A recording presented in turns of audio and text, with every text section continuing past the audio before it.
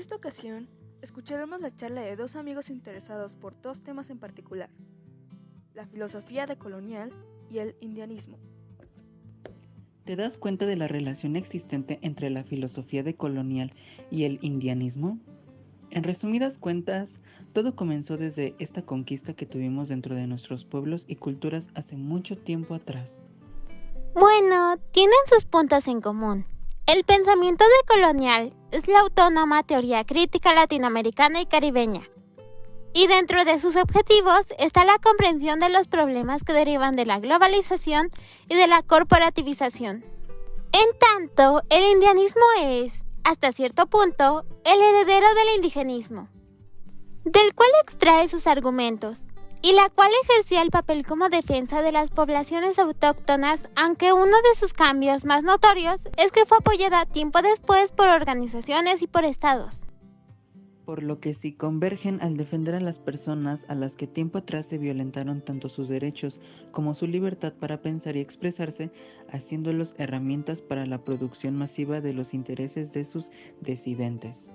Sí, pero también en que los dos giran en torno a la modernidad de la colonialidad y de las políticas de desarrollo que han ayudado al crecimiento de estos dos. No sin antes olvidar que desde finales del siglo XX y en las dos primeras décadas del siglo XXI, las ciencias antroposociales han sido deconstruidas por la intervención de múltiples teorías críticas y corrientes de pensamiento que hacen un análisis profundo del sistema mundo actual. Estas corrientes de pensamiento crítico también analizan la política global y las relaciones sociales desde paradigmas y epistemologías, otras que sirven para interpretar las diferentes temporalidades y localidades del poder y del conocimiento.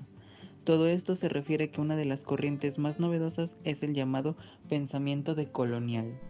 Tampoco te olvides de que esta fue propuesta emergente en el marco del debate crítico en las ciencias sociales. Originalmente en la filosofía, sociología, historia, lingüística y economía, pero que actualmente se ha ido extendiendo a la educación, psicología, arqueología y antropología. El giro decolonial también se ha extendido a comunidades de minorías étnicas, como los grupos indígenas, la infancia y las mujeres, en un enfoque crítico decolonial denominado feminismo. Se llama feminismo indígena, ya que van más allá de luchar contra las injusticias a la mujer. Buscan defender los derechos de las mujeres combinando sus identidades de género y etnia. Y cabe mencionar que se menciona por diversos grupos de feminismo indígena que el patriarcado no se puede entender sin el colonialismo y el colonialismo no se puede entender sin el patriarcado.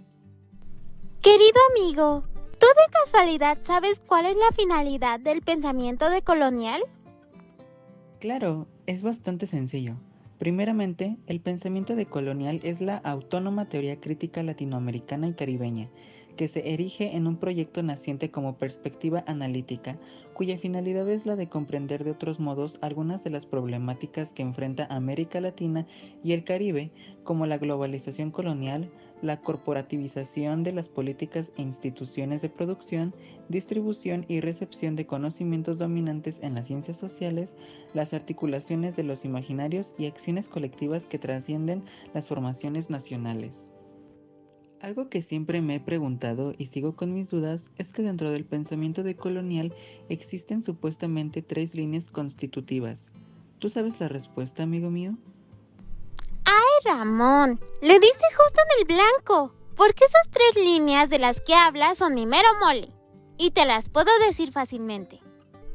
Las cuales serían la teoría de la dependencia, pedagogía del oprimido y teología de la liberación. En tanto, el indianismo se nutre de los nacionalismos al reconocer y defender a las culturas autóctonas, y aunque sí es cierto que los primeros movimientos para hacer aún más visibles nuestras raíces en México se dieron en Estados Unidos en los años 60, las conferencias dadas por la ONU les dieron voz a las personas indígenas en toda América. ¡Es cierto! Estaba pasando por alto que la ONU creó un grupo de trabajo para los pueblos autóctonos, para redactar una Declaración Universal de los Derechos de los Pueblos Indígenas.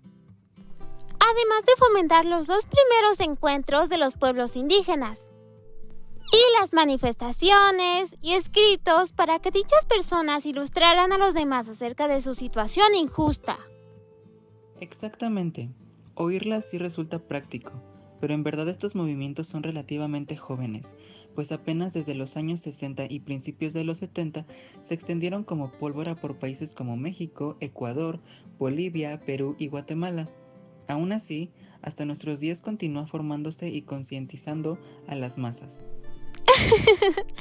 Incluso esto movió a la iglesia, pues contribuyó intelectual y materialmente para la fundación y desarrollo de organizaciones indianistas. Tras declarar como muestra de apoyo que la evangelización debe respetar las culturas indígenas y contribuir a la expansión de sus valores.